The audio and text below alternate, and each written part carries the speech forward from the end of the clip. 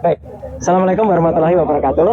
Ya, pertama-tama saya aturkan terima kasih atas dukungan, support dan semuanya atas perkenannya saya membuat lapor. Jadi sebelum saya membuat laporan ini, saya tentu saja secara etika meminta izin kepada tim lawyer ya, artinya yang di bawah koordinasi Pak Abraham Samad, di bawah koordinasi litigasinya di bawah koordinasi Pak Petrus Celestinus, dan di bawah koordinasi non litigasi Pak Ahmad Kosinudin.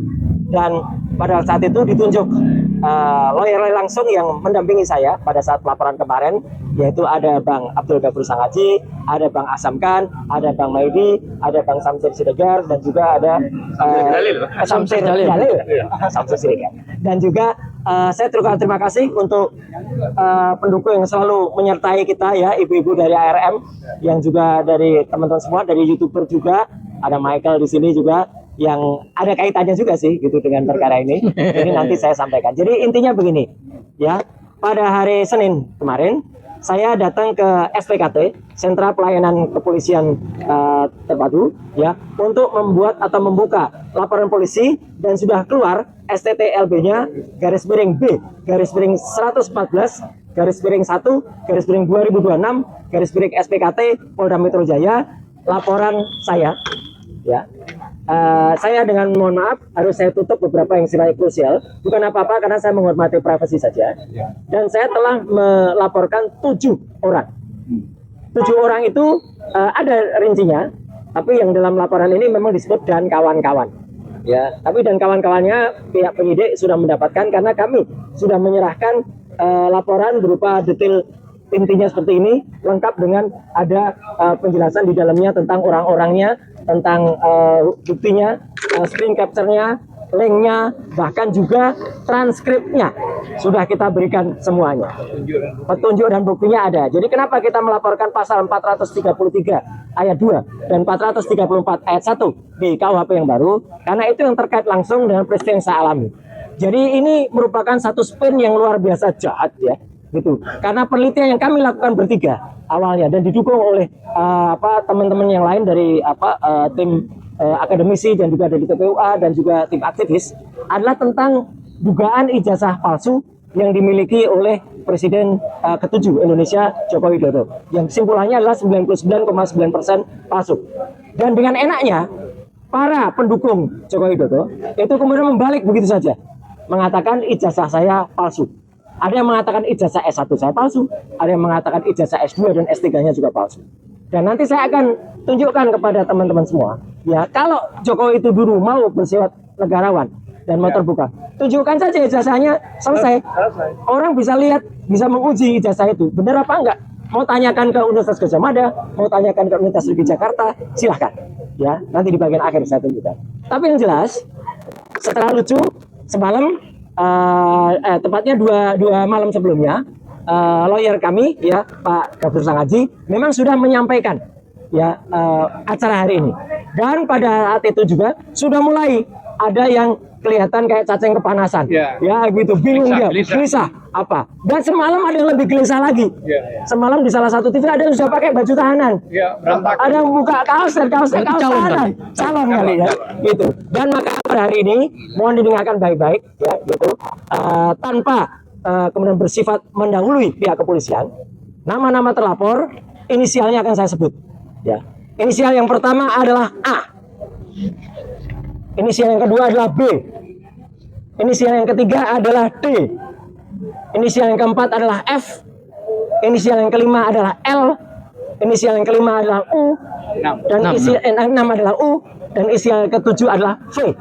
Jadi A, B, D, F, L, U, V. Itu adalah orang-orang yang kami laporkan dan ada di dalam detail penjelasan yang sudah ada di dalam laporan kepolisian nomor STTLB garis miring B garis miring 114 garis miring 2026 SPKT Polda Metro Jaya.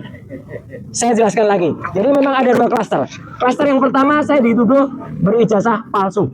Ya, jadi ijazah saya dari S1 dari UGM ini dituduh palsu. Ini ya, jelas betul. Ini silakan difoto, silakan dianalisis.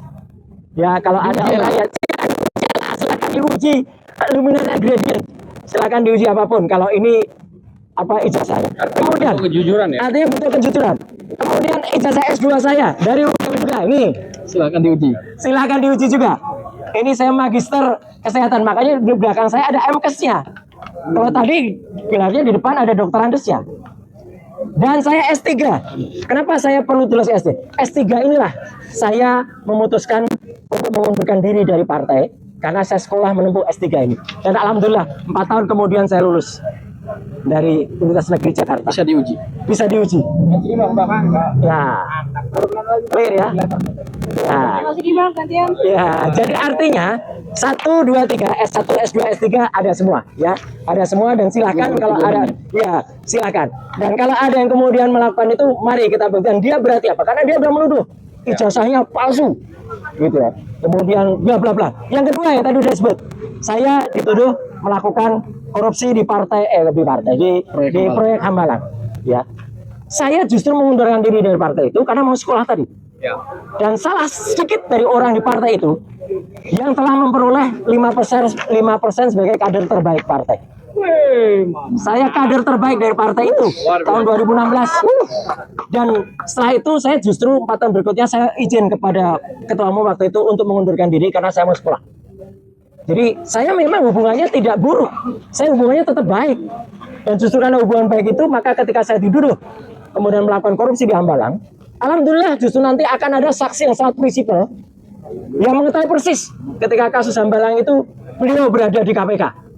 Ya, dan itu akan sangat membantu kita akan menjelaskan Roy Suryo tidak termasuk dalam lidik dan tidak ada. Clear banget. Ya, kenapa saya dibikin videonya? Jadi sebenarnya pasal 32 dan 35 Undang-Undang ITE pun masuk dan nanti akan didalami karena saya digambarkan ada di Hambalang, saya digambarkan ada di rombongan yang meneliti itu dan saya digambarkan terlibat dalam urusan itu. Jadi sekali lagi, tuduhan-tuduhan mereka kabar bohong dan fitnah adalah telak, ya.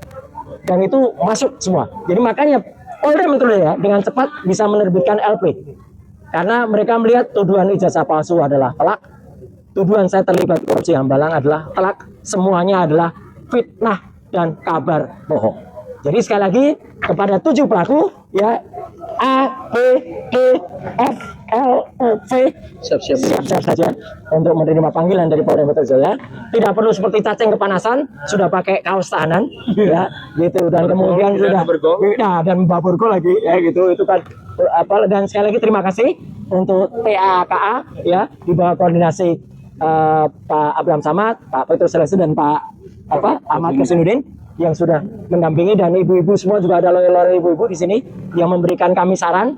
Jadi sekali lagi saya tetap dengan etika sebelum saya lapor saya minta izin dulu untuk menerbitkannya. Sekali lagi terima kasih. Wassalamualaikum warahmatullahi wabarakatuh. Ya, ada pertanyaan? Ya cukup ya. Oke, clear. Terima kasih. Jadi ini bukan peristiwa yang dilaporkan semuanya. Semuanya udah jelas ya. Yang bohong peristiwa, ternyata laporannya bukan peristiwa. Ya, clear ya udah semuanya. Ya nanti saya sampaikan. Jelas ya semuanya. Nggak perlu saya tunjukkan ya. Ini detailnya ada semua nih. Gambar-gambarnya videonya ada semua nih. Gambarnya videonya ada semua nih laporannya.